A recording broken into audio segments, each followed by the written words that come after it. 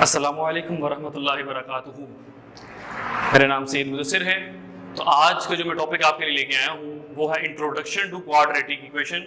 Class 10 के जो chapter number 1 है उसका सबसे पहला टॉपिक है क्वाड्रेटिक इक्वेशन के बारे में आपको इंट्रोडक्शन देंगे हम, और उसके बाद इंशाल्लाह हम एक्सरसाइज भी स्टार्ट करेंगे।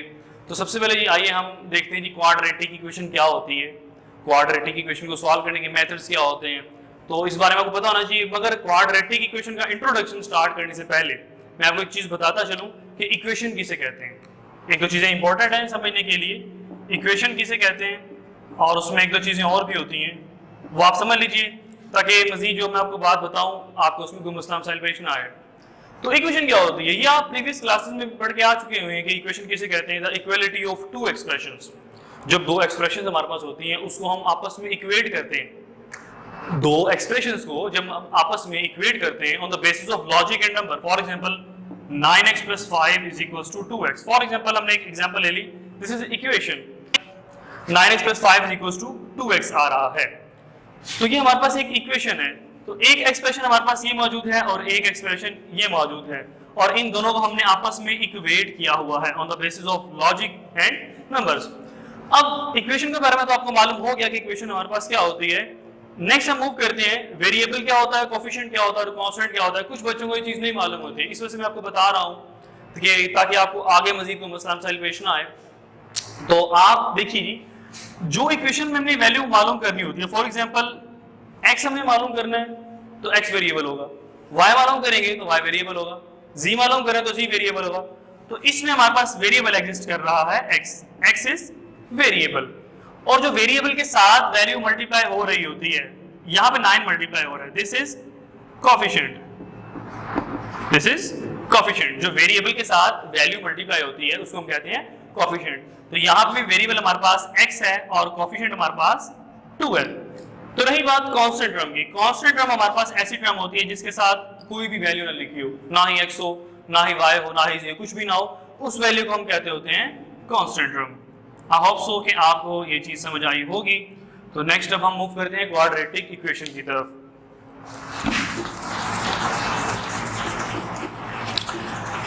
तो देखिए जी, क्वाड्रेटिक इक्वेशन की टाइप्स ये पढ़ के आ चुके हैं कि इक्वेशन हमारे पास कौन सी होती है, लीनियर होती हैं, क्वाड्रेटिक होती हैं, क्यूबिक होती हैं, बाई क्वाड्रेटिक होती हैं। मगर जो हमारा आज का कंटेंट है, हमारे क्लास 10 का कंटेंट है, वो है क्वाड्रेटिक इक्वेशन। तो क्वाड्रेटिक इक्वेशन क्या होती है, ऐसी इक्वेशन जिसमें वेरिएबल की मैक्सिमम पावर 2 होती है। कितनी होती है, 2 होती है, जिसमें वेरिएबल की मैक्सिमम पावर 2 होती है, that is called quadratic equation. तो देखिए जब इसी एग्जांपल लेते हैं, फॉर एग्जांपल हमारे पास लिखा हुआ है जी 4x² + 2x - 9 = 0। This is quadratic equation. अब आपको कैसे पता लगा कि क्वाड्रेटिक इक्वेशन है, जैसे कि मैंने पहले अर्ज किया है कि x की पावर या वेरिएबल की पावर मैक्सिमम 2 होगी, 2 से ज्यादा नहीं होगी या 2 से कम नहीं होगी। मैक्सिमम कम से कम पावर 2 होनी चाहिए, ठीक है जी। अगर उससे ज्यादा होगी तो इक्वेशन और हो जाएगी, फिर क्वाड्रेटिक नहीं रहेगी। अगर 2 से कम हो जाएगी फिर भी क्वाड्रेटिक नहीं रहेगी। तो इसमें हमारे पास क्या चीज है जी, 4x² + 2x - 9, this is quadratic equation. कैसे डिस्टिंग्विश हमने पता लगाया कि जी x के साथ हमारे पास वैल्यू x की जो पावर है वो है 2x²। आगे हम बात करते हैं क्वाड्रेटिक इक्वेशन की स्टैंडर्ड फॉर्म के बारे में।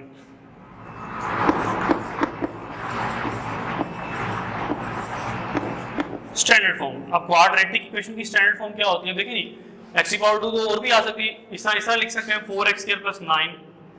ये क्वाड्रेटिक इक्वेशन तो है मगर उसकी स्टैंडर्ड फॉर्म नहीं है। अब स्टैंडर्ड फॉर्म क्या होती है हम उसको डिस्कस करते हैं। ax² + bx + c = 0। This is the standard form of quadratic equation, जिसे आप कहते हैं म्यारी शक्ल, 2 दर्जे मसावात की म्यारी शक्ल है ये। अब म्यारी शक्ल से मुराद क्या है, पहले हमारे पास आ रहा है x², उसके बाद हमारे पास आ रहा है x एंड देन x है ही नहीं, कांस्टेंट आ रहा है। तो ये तरतीब आपने याद रखनी है, पहले x² फिर x एंड देन कांस्टेंट। तो ये क्वाड्रेटिक इक्वेशन की स्टैंडर्ड फॉर्म है। अक्सर बच्चे मेरे से सवाल करते हुए पढ़ा रहा होता हूँ, या वो सवाल क्या करते हैं जी कि प्लस की जगह माइनस आ गया, फॉर एग्जांपल ऊपर देखें आप 4x² + 2x - 9 लिखा हुआ है, तो बच्चे कहते हैं सर इधर तो प्लस नहीं आया, तो क्या ये भी स्टैंडर्ड फॉर्म होगी? जी बिल्कुल, ये भी स्टैंडर्ड फॉर्म ही कंसीडर होगी, क्योंकि हमारे पास वैल्यूज को हम सिर्फ देखेंगे, हमने प्लस माइनस साइन को नहीं देखना। ये सिर्फ प्लस जो है वो as a formal sign use किया जा रहा है, फॉर्मेलिटी है। तो इसकी जगह पे माइनस भी आ सकता है, इसमें कोई इशू नहीं है। तो आपने सिर्फ और सिर्फ नंबर्स की अरेंजमेंट को देखना है जी, ax² plus b x plus c is equal to 0। सिर्फ इसकी तरफ आप गौर करेंगे, उसके अलावा आपने साइन की तरफ गौर नहीं करना है फिल वक्त स्टैंडर्ड फॉर्म के लिए। ये चीज आपको आई होप सो क्लियर हो ही होगी। उसके बाद हम बात करते हैं प्योर क्वाड्रेटिक।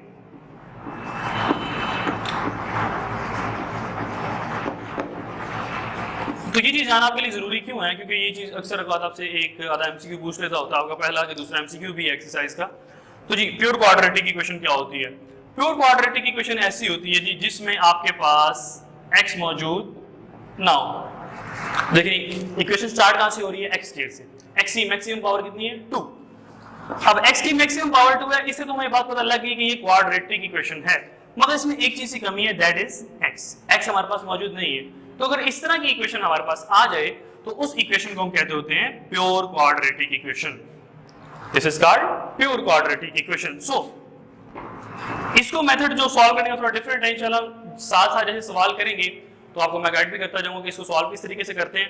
तो ये बात आपने याद रखनी कि जिसमें x मौजूद नहीं होगा, x की पावर 1 मौजूद नहीं होगी, उसको हम क्या कहेंगे? Pure quadratic equation.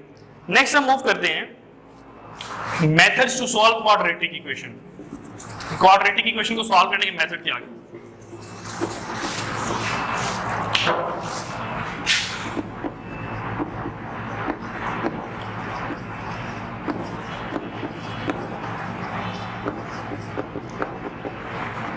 जी अब क्वाड्रेटिक इक्वेशन को सॉल्व करने के हमारे पास बेसिकली 3 मेथड है।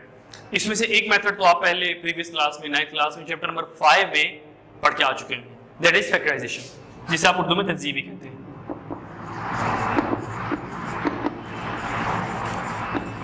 सबसे पहला मेथड हमारे पास आता है फैक्टराइजेशन, उसके बाद हमारे पास आता है जी कंप्लीटिंग स्क्वायर, और सबसे लास्ट में हमारे पास जी है बाय क्वाड्रेटिक फॉर्मूला।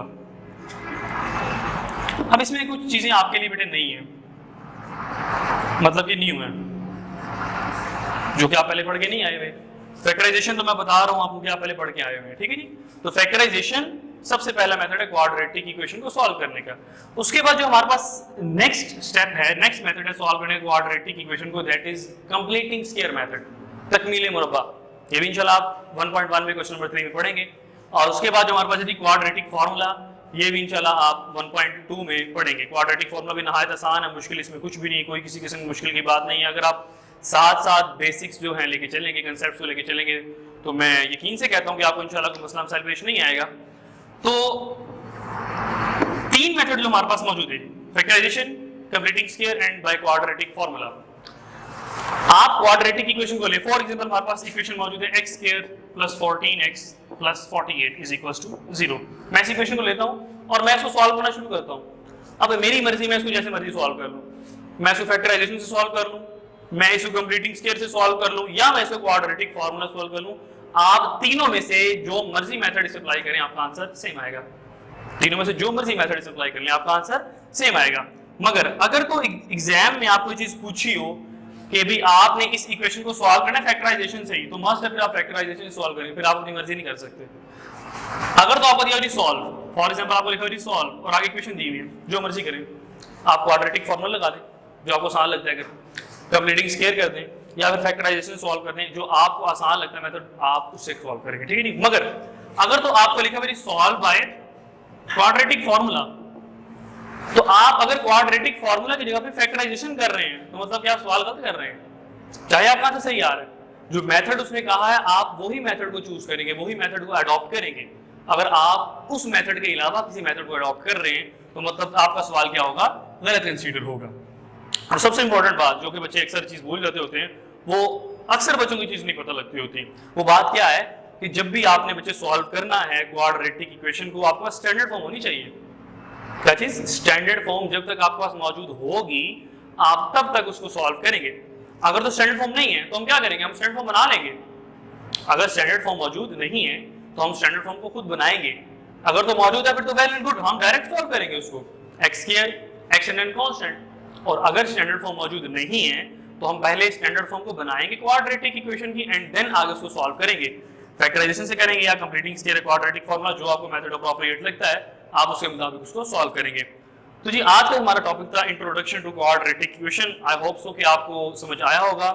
ज़िंदगी रही तो फिर मुलाकात करेंगे। आज तक के लिए इजाज़त दीजिए। अल्लाह हाफ़िज़।